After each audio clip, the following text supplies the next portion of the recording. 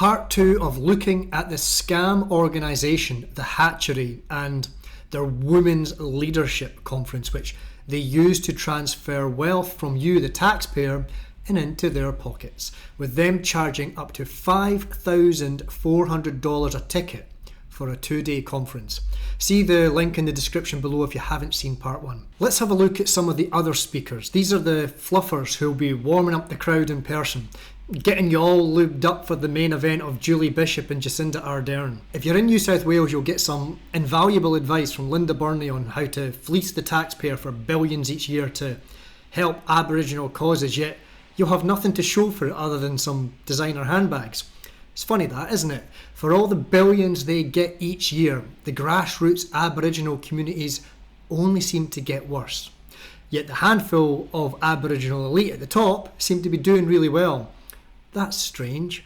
Better give them the funding increase they're always asking for. You can meet Kelly Bayer Rosmarin, the former CEO of Optus. Now, why on earth would she still be proudly using that title to introduce herself to the audience? She was the CEO of Optus, not for a very long time, mind you, having to step down in 2023, most likely as they would have sacked her anyway. To refresh your memory, she was in charge during the large outage Optus had a few years ago. Now, I'm sympathetic to her in that the outage probably wasn't anything she could have helped to avoid, but her handling of the outage and the communication with the public is what sealed her fate.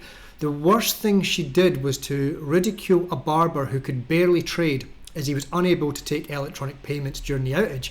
Obviously, he could only serve those customers who had cash on them. "I'm disappointed that a barber couldn't do haircuts today," she said, smirking and laughing.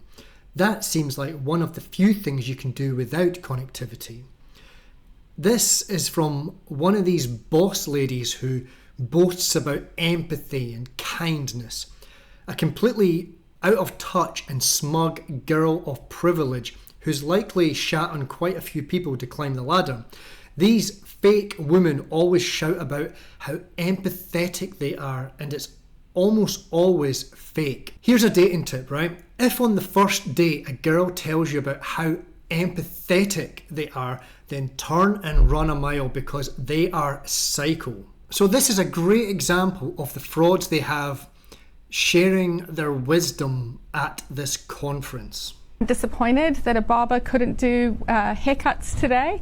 That seems like one of the few things you can do without connectivity. The tone of her voice is very similar to Reagan's. It's almost like there's been a few generations of women who have been trained to play this character, full of self-worship, fake empathy, and an inability to accept responsibility. I'm disappointed that a barber couldn't do haircuts today. It's disappointing and I'm sorry for that. And I'm really sorry that this hasn't been corrected sooner. Another who's made a fortune on creating division, making Aboriginals take the victimhood pill, is Marcia Langton, who you can see at the Canberra event. In this keynote address, Professor Marcia Langton will reflect on her career and experiences that have shaped her leadership and the path to being one of Australia's most formidable and engaging public intellects. Did you catch the typo? Being one of Australia's most formidable and engaging public intellects. I said in the last video that the Hatchery have no quality checking in the selection of their speakers, and it appears as though they don't proofread their own website either. Damn, how can anyone think that this will be worth $5,000 for the 2-day conference?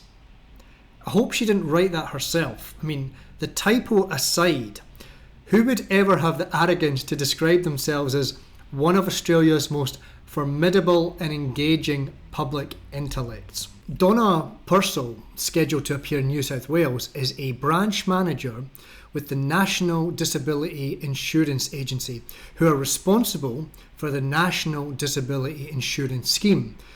Because, of course, you'll want someone who is heavily involved in the implementation of a $44 billion black hole to be up on stage receiving applause for being a great female leader. As I mentioned in a previous video, this other scam organisation, Endis, allows women to claim taxpayer money to put towards getting themselves an orgasm. Lifelong grifter Katie Gallagher was due to be speaking, but I think she's been taken off the agenda. She must have had to pull out.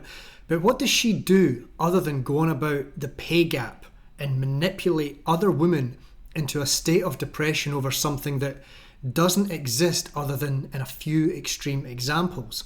Twisting statistics to mean whatever Katie wants them to mean, so that she can continue to shout in Parliament about the great injustice and keep drawing her huge salary. Peddling her misinformation while being exempt herself from the new misinformation laws.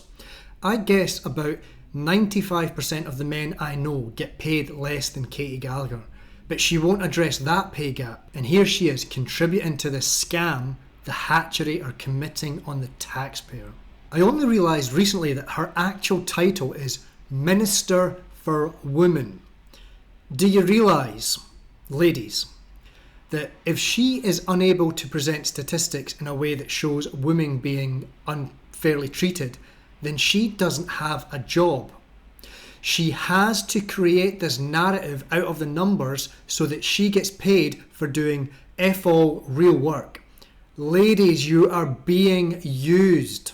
Beyond what I've shown you, most of the other speakers are lesser known senior public servants. There's endless hilarity in there should anyone else want to go review them. Here are some of last year's attendees. I mean, do you think these people really have all that much of importance to contribute in exchange for their public servant salary? I doubt it. Look at them all, hypnotised and easily controlled by simply feeding into their egos and their sense of victimhood, both at the same time. I'm so amazing because women, and at the same time I'm so vulnerable and weak and men take advantage of me. What is the end goal here? Is it to have every woman in Australia heading up her own taxpayer funded government department or CEO of her own non-profit? The summit was a diverse, inspirational and inclusive space to talk about gender empowerment, diversity, positivity and inclusivity in the public service. Helen Cassidy, who is an operations and inventory manager. The Queensland Women in Leadership Summit was inspiring and much needed. All the presenters generously shared their experiences, journeys, wisdom, insights and scripts for everyday situations. Truly amazing women. And that is Papinda Window. If you have the chance to attend this event, go for it. It's a rare life experience. It's inspiring, motivating, and a good chance for allyship amongst women. Elizabeth Lee. The lineup of speakers and topics was excellent. The open and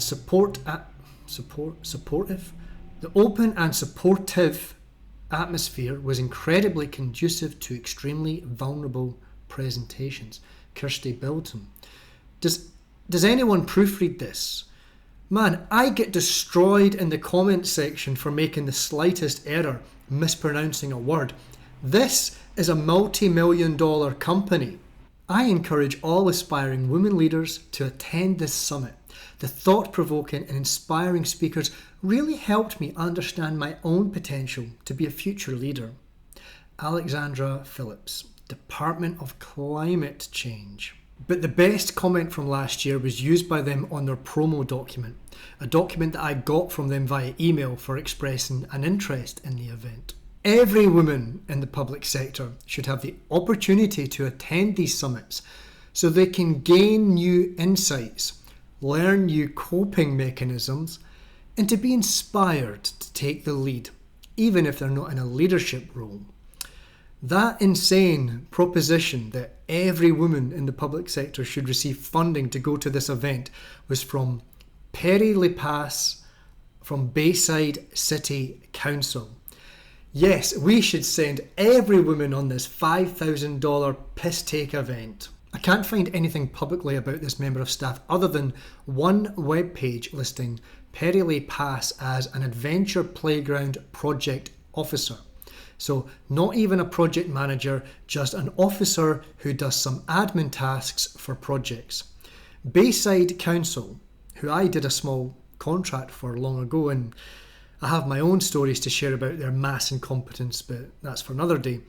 Bayside Council, they paid for one of their most basic paper shufflers to go to this 2-day conference last year. Oh, but Perry really needs to get those valuable insights, as she said in the statement there. She needs to learn coping mechanisms. I just need coping mechanisms. I just need to learn one more round of coping mechanisms, and then I'll be the world's greatest leader. You'll see. You'll all see. This is a scam, Perry. They're using you to extract the public's money, you soft, double-headed simpleton. Do you think Bayside Council find Perry's wisdom invaluable, irreplaceable? She says every woman in the public sector should have the opportunity to attend this summit. Well, Perry, I just did some quick maths on a post-it note here, just some rough numbers. So I'm told there are 2.5 million public servants in Australia. I'm sure that number's higher because they've always got ways of masking the real numbers. For example, highly paid external consultants I don't think are counted in this figure. So we'll take a conservative estimate, 2.5 million. 60% are female, so that works out at 1.5 million. Now the tickets were 5.4 thousand, but that was just for Canberra. The other states were cheaper. So let's be conservative. We'll say $4,000 a ticket. That would work out to $6 billion. Perry thinks we should spend $6 billion sending women to this event every year to see Jacinda Ardern talk for an hour on a video screen. I'm sure I could have set up this whole thing for them on the cheap. If Jacinda Ardern is truly the altruistic, well-intentioned feminist that she claims she is, then she would surely offer her fellow females who are held back by the patriarchy her very important advice for free. Jacinda could record herself for an hour on her phone and upload it to YouTube or Twitter for absolutely no cost. I think I need some new coping mechanisms. Perry doesn't care about the cost. 6 billion, 10 billion, it doesn't matter to public servants. There's always more money when they need it. They believe in fairy tales, pots of gold at the end of the rainbow, geese laying golden eggs, sacks of gold coins at the top of the beanstalk, the never-ending bank of the taxpayer, and these people's vote counts the same as yours.